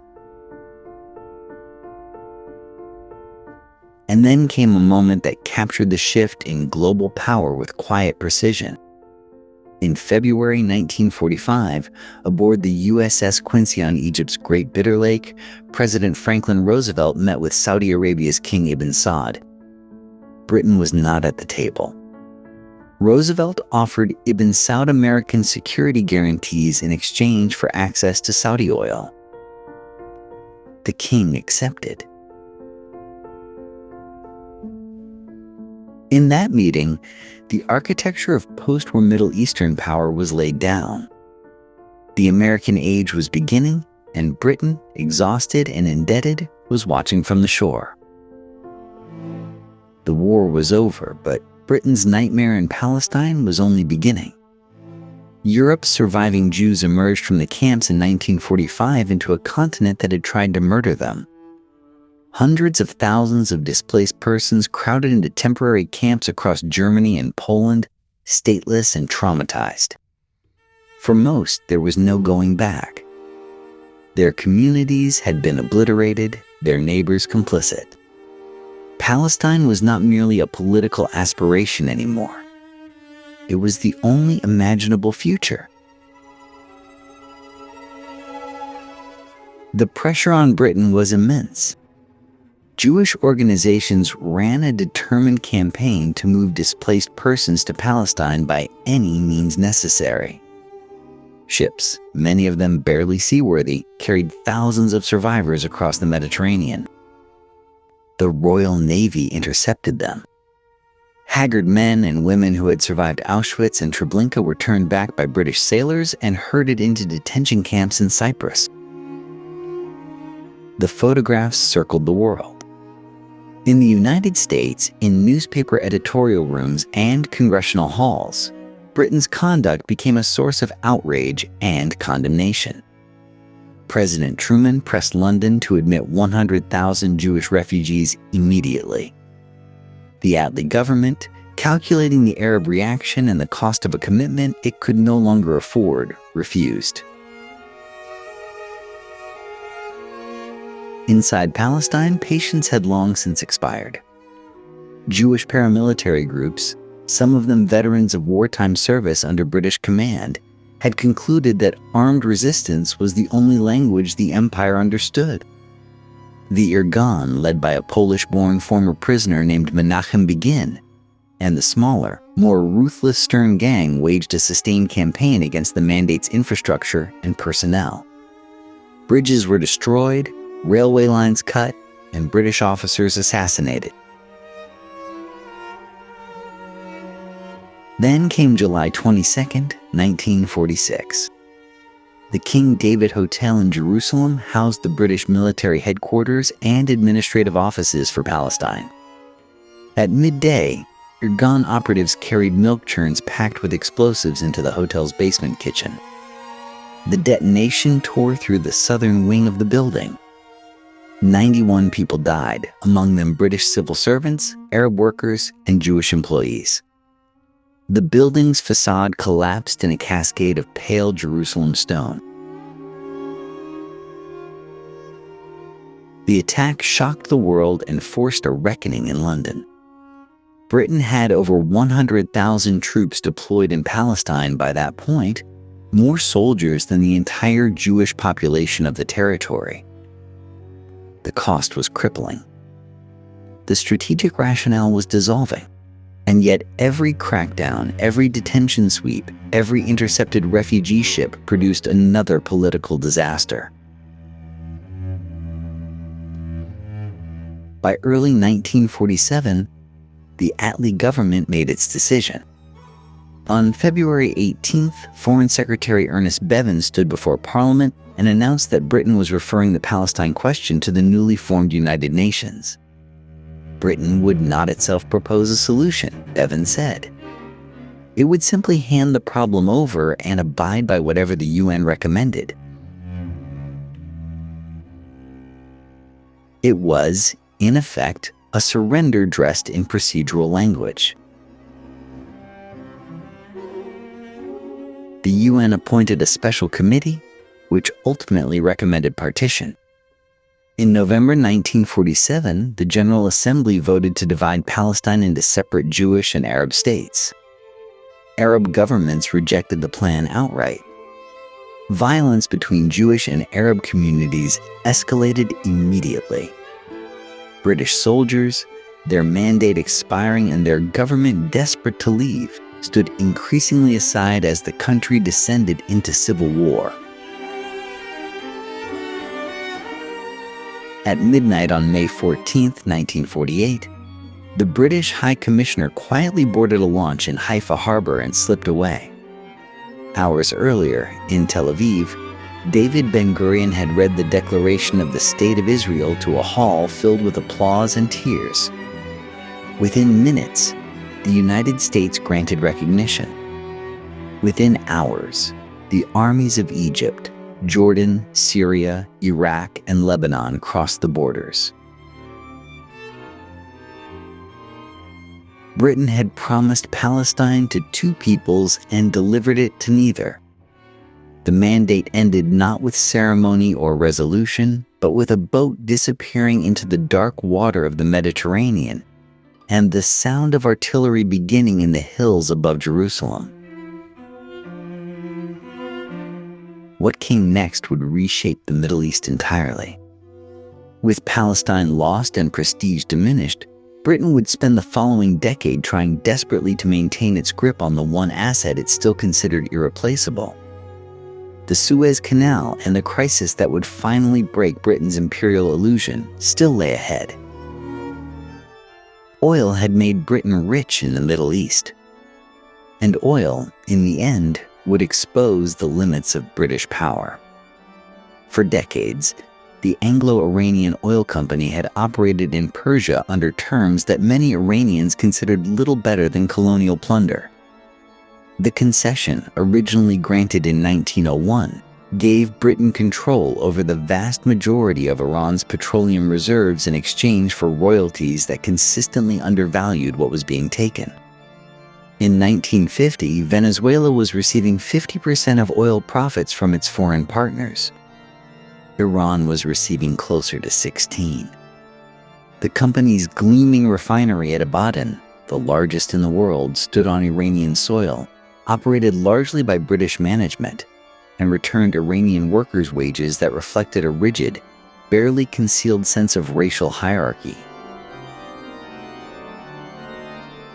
The anger had been building for years. When Mohammad Mossadegh rose to the Iranian premiership in April 1951, he carried that anger with him into office. Mossadegh was 69 years old, a trained lawyer, a committed Democrat, and a passionate nationalist. He was also, his supporters would argue, simply asking for what was fair. In May 1951, the Iranian parliament voted unanimously to nationalize the Anglo-Iranian Oil Company. The oil beneath Iranian soil, Mossadegh declared, belonged to the Iranian people. London was furious. The British government had a 25% stake in Anglo-Iranian and depended on Iranian oil for both revenue and strategic position. The Attlee government, and then Churchill's, which took power in October 1951, refused to accept nationalization as legitimate. Britain organized an international embargo, cutting off Iran's ability to sell its own oil on world markets. British warships patrolled the Gulf. Technicians were withdrawn from Abadan. The refinery went silent. The Iranian economy began to buckle under the pressure. But Mossadegh would not yield, and that left Britain searching for another solution. The answer came from a direction that would have been unthinkable a generation earlier. Britain could not act alone. Its military options were constrained, its international standing damaged, and the Americans were initially reluctant partners. The Eisenhower administration, however, could be persuaded that Mossadegh's nationalist movement created an opening for Soviet influence in Iran. By 1953, that argument had won the argument in Washington. What followed was called Operation Boot by British intelligence and Operation Ajax by the CIA. In August 1953, operatives from both services flooded Tehran with money, bribes from military officers, payments to street agitators, and propaganda against Mossadegh. Organized mobs moved through the capital. Loyalist military units declared for the Shah. On August 19, 1953, Mossadegh was arrested in his pajamas. The democratically elected Prime Minister of Iran was tried for treason and spent the rest of his life under house arrest. Mohammad Reza Shah was restored to his throne. Western oil companies, including American firms now given a share as payment for their role in the coup, returned to Iran under a new consortium arrangement. Order, as Britain and America defined it, had been restored. But the reckoning had only been deferred. The Shah's increasingly authoritarian rule, enforced by the feared secret police known as Savak and backed by Western support, generated precisely the resentment it sought to suppress. The revolution that finally arrived in 1979 would draw directly on the memory of 1953. Mossadegh's face would become an icon of martyred Iranian sovereignty. And the hostility toward Britain and America that defined that revolution was not, its architects would insist, irrational. It had been earned. Britain had saved its oil. It had also planted seeds whose harvest would take a quarter century to arrive. And closer to home, in the waterway that Britain still considered the spine of its empire, the reckoning was coming far sooner. The reckoning the previous chapter promised arrived in the summer of 1956, and it arrived with a speech. On July 26, 1956, Gamal Abdel Nasser stood before a roaring crowd in Alexandria and announced that Egypt was nationalizing the Suez Canal. The audience numbered in the tens of thousands. The cheering, by accounts of those present, was deafening. For Nasser, the canal was not simply a waterway. It was a symbol, the most visible monument to the era of foreign control over Egyptian life, built by Egyptian labor, financed by Egyptian debt, and operated for decades primarily to serve European interests. Nasser had come to power following the Free Officers' coup of 1952, which ended the reign of King Farouk and eventually cleared the way for a new kind of Arab politics, assertive, nationalist, and deliberately non-aligned. He had infuriated London already by negotiating the withdrawal of British troops from the Canal Zone in 1954 and by seeking arms from the Soviet bloc when the West refused his terms. When the United States and Britain withdrew their offer to fund the Aswan High Dam in July 1956, Nasser gave them his answer within the week. The canal's revenues, he declared, would build the dam instead. In London, Prime Minister Anthony Eden received the news with something approaching fury. Eden was a man shaped by the lessons of the 1930s, and he had decided with a certainty that would prove catastrophic that Nasser was another dictator who could not be appeased. Britain still owned shares in the canal company. 100 ships passed through the waterway every week. Eden began planning military action almost immediately. What followed was one of the most audacious and reckless conspiracies in modern British foreign policy. In late October 1956, British, French, and Israeli representatives met secretly at a villa in Sèvres, outside Paris. The agreement they produced, known as the Protocol of Sèvres, was a carefully constructed fiction. Israel would invade the Sinai Peninsula. Britain and France would then issue an ultimatum demanding both sides withdraw from the Canal Zone. When Egypt inevitably refused, the Anglo-French forces would intervene, ostensibly as peacekeepers, actually as conquerors. Israel attacked on October 29th.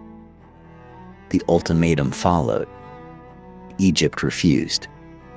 And on November 5th, British and French paratroopers descended on port side.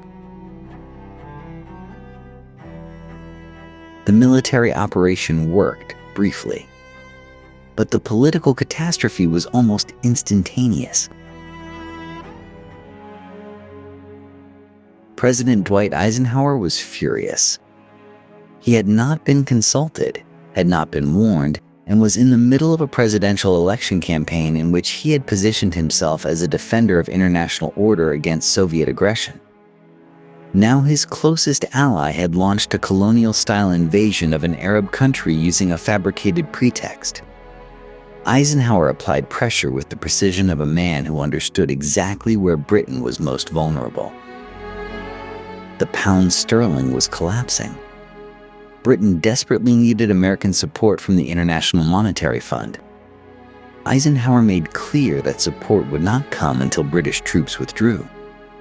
He threatened, furthermore, to dump British government bonds on the open market, a move that would have been financially devastating. Eden, broken in health and spirit, ordered a ceasefire on November 7.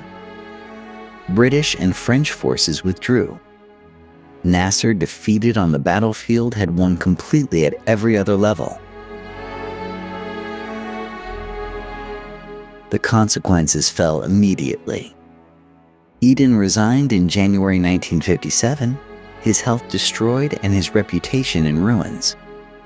Britain had been exposed before the entire world as a nation that could no longer act independently in the Middle East, or perhaps anywhere without American approval. The canal remained Egyptian. Nasser became a hero across the Arab world.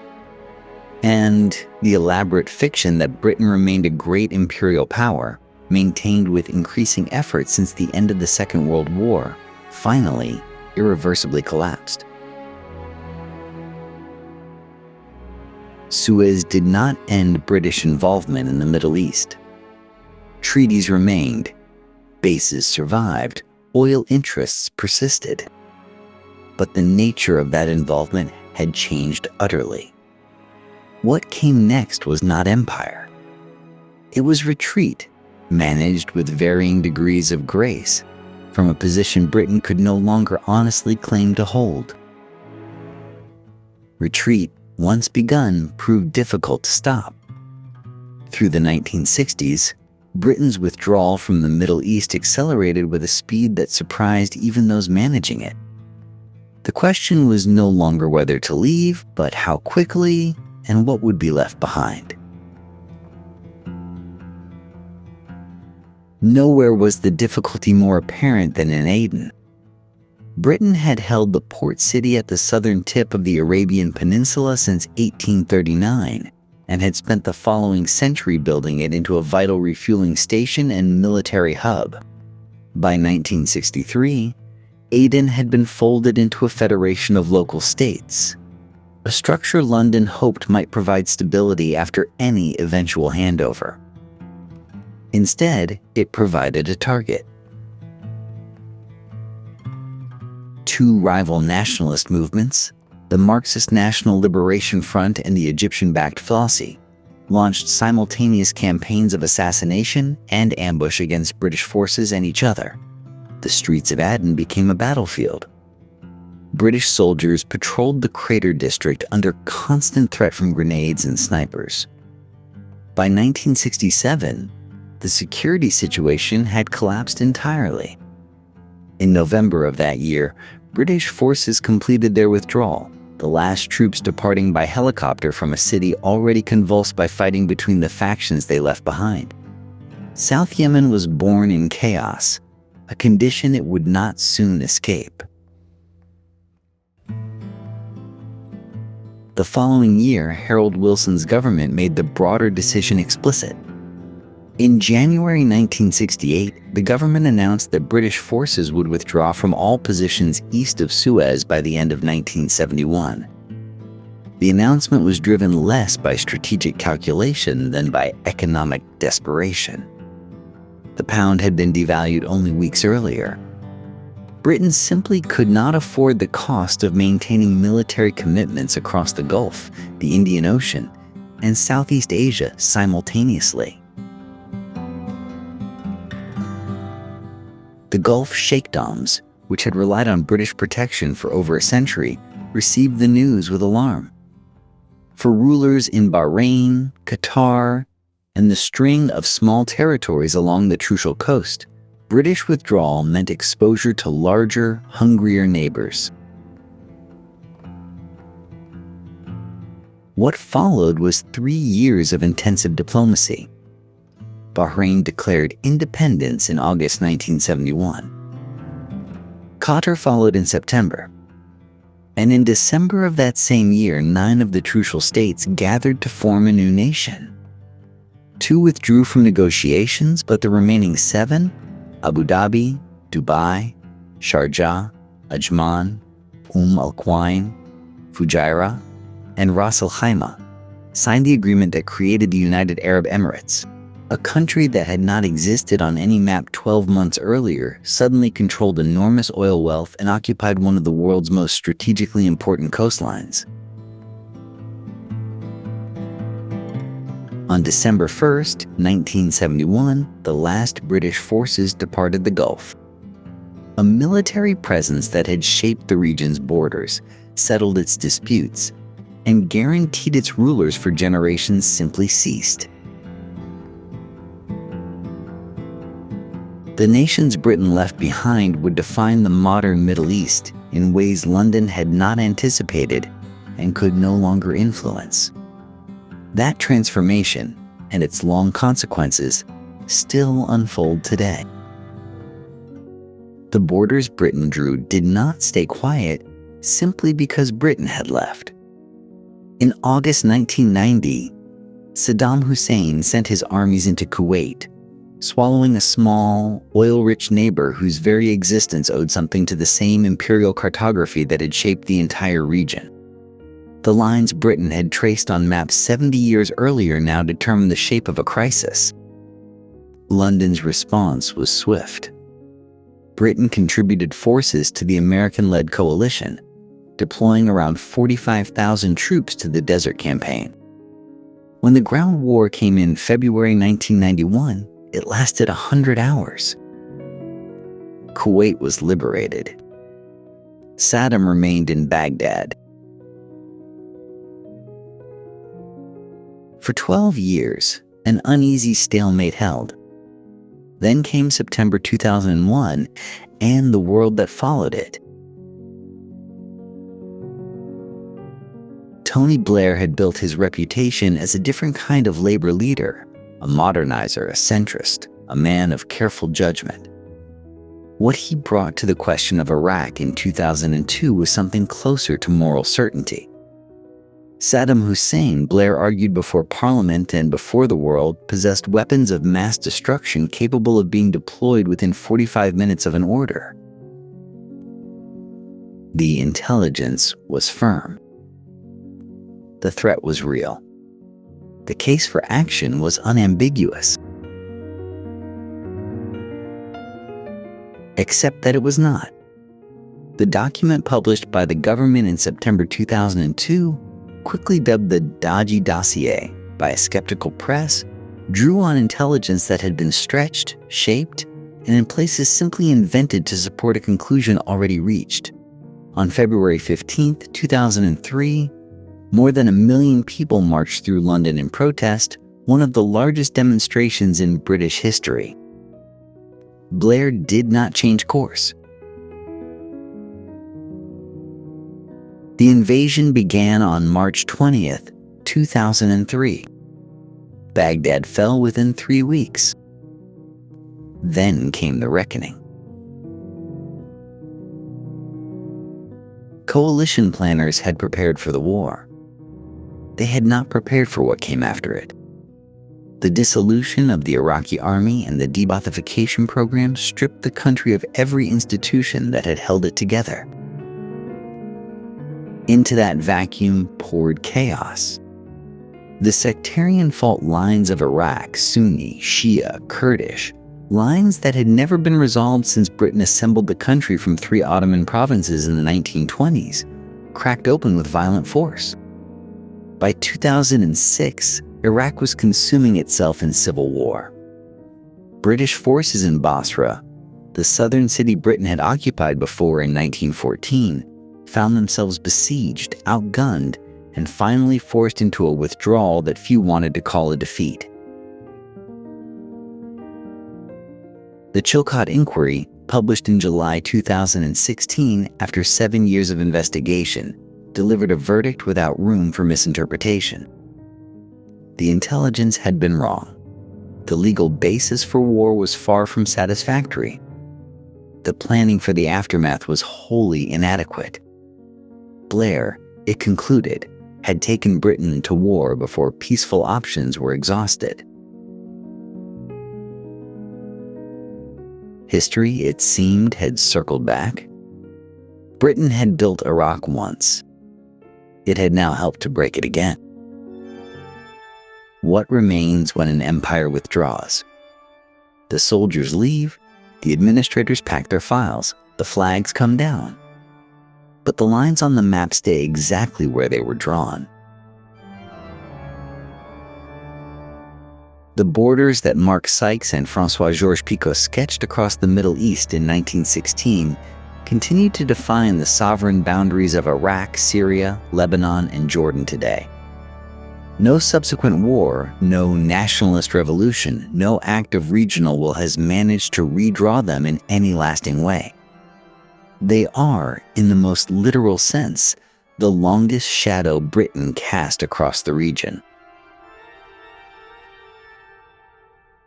Of all the inheritances Britain left behind, none is more contested than Palestine.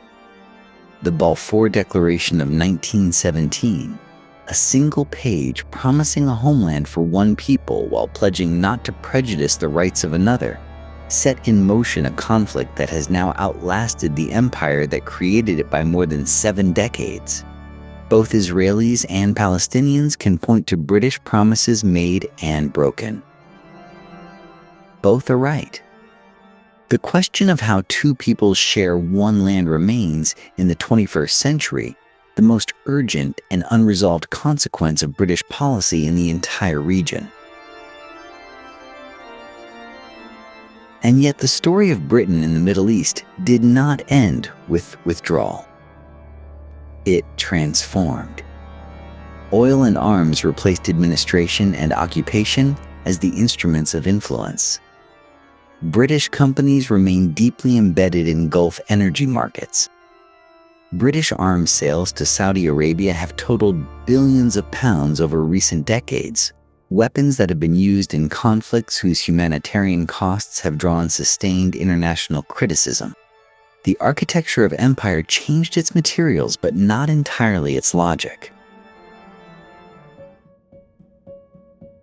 What is striking, though, is how Gulf states in particular have bent that legacy to their own purposes. Saudi Arabia, the United Arab Emirates, Qatar. These are nations that have taken the colonial infrastructure of oil extraction and reshaped it into instruments of sovereign wealth, global investment, and hard-edged diplomatic independence. They are not victims of history, passively awaiting rescue from it. They are actors within it, often with considerable power of their own. That is perhaps the most important correction any honest account of this history must make. The people of the Middle East were never simply objects of British policy. They resisted, negotiated, adapted, and survived. Arab nationalism, Iranian constitutionalism, Palestinian steadfastness, the long patience of peoples who have outlasted every foreign project imposed upon them. The region has always possessed its own agency. The colonial period interrupted it. It did not extinguish it. Britain's role in the Middle East was consequential, often decisive, and frequently destructive. Acknowledging that is not an act of self-flagellation. It is the beginning of an accurate understanding. Because the borders still stand, the conflicts still burn, and the oil still flows. And somewhere in the distance between what was promised and what was delivered, the modern Middle East continues to build itself, in spite of everything, into something the mapmakers of 1916 could never have imagined. The lines drawn in dusty offices over a century ago still divide nations, drive conflicts, and define lives across the Middle East today. Subscribe for more histories that explain the world we inherited.